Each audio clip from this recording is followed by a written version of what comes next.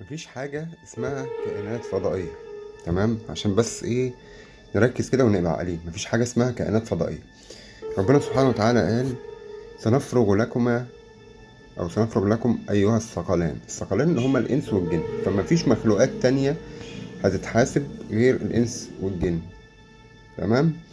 ولو في ما تقولون عليه كائنات فضائية هتكون من الجن، وهي ليست فضائية. هم موجودين على الأرض، موجودين في السماء، موجودين في البحر، موجودين في كل حتة. إذا لو في كائنات فضائية فهي من الجن.